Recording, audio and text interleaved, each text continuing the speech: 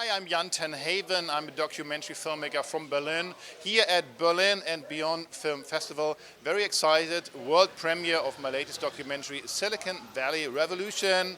Welcome.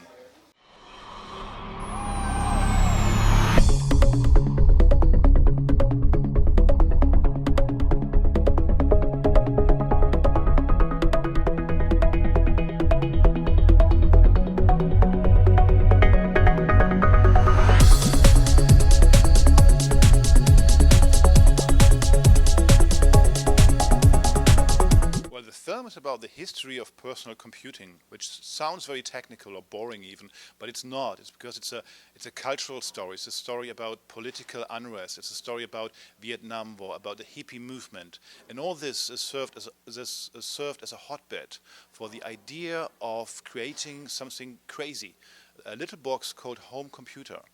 So you have to imagine in the 60s and 70s there were no little computers. There were just big mainframe computers, mostly owned by a big company called IBM. So normal, ordinary people didn't have access to a computer, and actually they were quite suspicious of computers. They were called like Big Brother. So amidst all the hippie movement and the anti-war movement, some people here in the Bay Area had the idea to create a computer, and the computer was seen as a tool of control. So this is what we tell. We tell the story, the idea behind the personal computer. It is definitely only one thread. There were other reasons why the personal computer happened, but it's an untold story, or almost forgotten story about these pioneers who had this vision, a political approach even.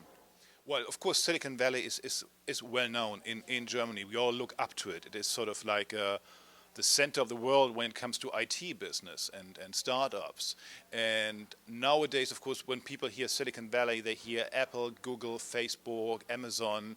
And not all of these companies are seen as a center of rebellion anymore. They are big companies. They are the establishment.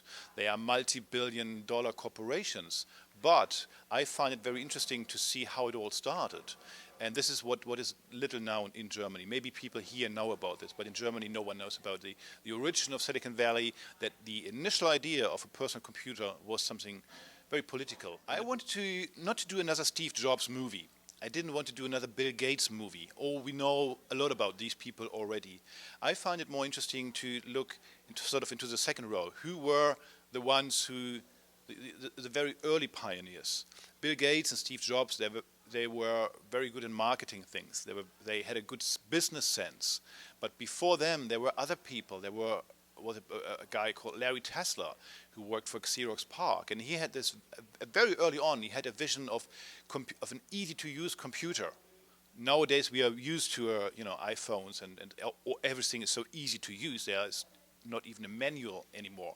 But back then, computers were difficult. And I wanted to show these people, those people who had visions. They were all out-of-the-box thinkers. So I focused on these kind of people, names many people haven't heard of. Actually, most of them were very, very accessible. I mean, you just write them an email and you get an answer. No, actually, I found that most of them were very open. And they were very open because I had this approach to not only tell the technological side of the story, but to tell the cultural side. And many of those people, they feel that this side has been underrepresented so far. The idea to the personal computer came in a difficult time for civil rights. There was a political oppression, there was police violence. And amidst that times, some people had the idea to create something technical, but with a political vision. So in a very dark times, in political difficult times, something very good came out of this. So maybe sometimes difficult times are good times for setting free the energy for something good, for something liberating. So maybe that's hope even in dark times.